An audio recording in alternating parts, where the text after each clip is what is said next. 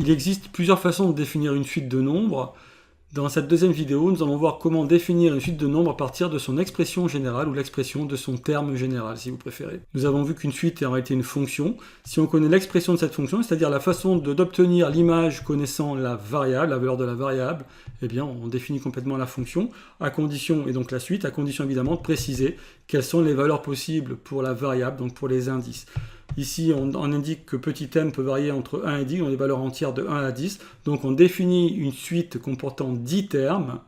Cette suite, bien, on va la représenter graphiquement juste en dessous ici.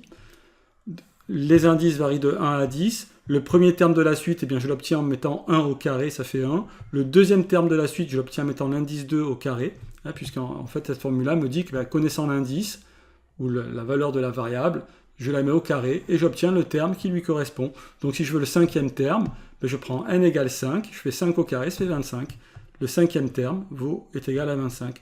Et vous voyez ici les 10 termes qui constituent cette suite, donc le graphe des 10 termes constituant la suite petit u.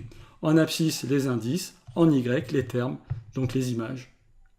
On peut choisir une autre expression, hein, donc vous voyez, c'est vraiment très simple. Hein. Si on prend comme expression pour le terme général n-3 au carré divisé par n plus 1 et qu'on dit que petit n est un entier qui varie de 0 à 11, ben là on va définir 12 termes, puisque de 0 à 11 on a 12 valeurs possibles, on a 12 termes. Et par exemple n, donc le graphique est ici, hein, quand n égale 0, ben je remplace petit n par 0, donc le terme d'indice 0, bien je fais moins 3, le tout au carré ça va faire 9, 9 divisé par 1, puisque 0 plus 1 est égal à 1, ça fait bien 9.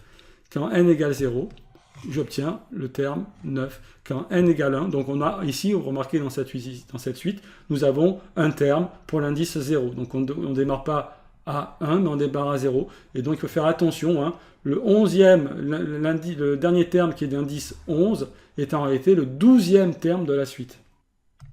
Quand vous faites n égale 0, vous obtenez u indice 0, hein, donc on garde pour notation la notation pour les suites, u indice 0, qui est u de 0, hein, qui est égal à 0 moins 3 au carré divisé par 0 plus 1, c'est-à-dire moins 3 au carré, 9 divisé par 1 égale 9. C'est bien ce que l'on voit ici, quand n égale 0, quand la variable vaut 0, l'indice vaut 0, vous avez bien le terme 9 qui lui correspond. Quand n égale 1, je remplace n par 1, j'obtiens u1 égale à 1 moins 3, c'est-à-dire moins 2 au carré, ça va faire 4, divisé par 1 plus 1, 2, ça va donner 2. On a bien 2 quand n égale 1. Quand n sera égal à 3, eh bien on aura 3 moins 3 égale 0. On va avoir le terme qui est égal à 0. Donc on peut noter ici les différents termes de cette suite. Hein. 9, ensuite 2, ensuite quand n égale 2, donc 2 moins 3, ça fait 1, ça fera 1 tiers. Quand n égale 3, on a dit qu'on trouvait 0. Donc 9, 2, 0,33. En fait, là, c'est arrondi, hein, mais c'est 1 tiers. C'est pas 0,33, mais 1 tiers. Après 0, après 0,2, ainsi de suite. Hein, vous voyez les différents termes de ma suite que je peux construire ici.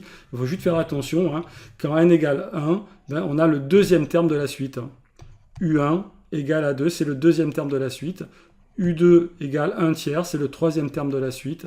Parce que le premier terme, c'est U0 égale 9. Et on observe que les termes de la suite est d'abord décroissante jusqu'à l'indice 3. Et donc à l'indice n égale 3, ben, elle a un minimum qui vaut 0. Et ensuite, la suite devient croissante jusqu'au dernier terme, qui est le 12e terme, qui vaut 5,33. Donc on peut faire le calcul. Hein. Quand n égale 11, ça donne 11 moins 3, ça fait 8. 8 au carré, ça fait 64. Mais on va écrire 8 au carré dans un premier temps. N égale 11. 11 moins 3, 8. 8 au carré. 11 plus 1, ça fait 12. Donc 8 au carré, pardon, divisé par 12. Ça va nous donner 64 divisé par 12. Ce qui donne 32 divisé par 6. Je peux encore diviser par 2. Ça fait 16 divisé par 3. Et 16 divisé par 3, bien ça va donner 15 tiers, c'est-à-dire 5 plus 1 tiers, donc 5,33 environ. Donc ça, c'est U11 qui est ici. arrondi évidemment. Donc on pourrait terminer la suite qui contient 12 termes jusqu'à U11 qui est égal à 16 tiers très exactement. Voilà, je vous remercie de votre attention.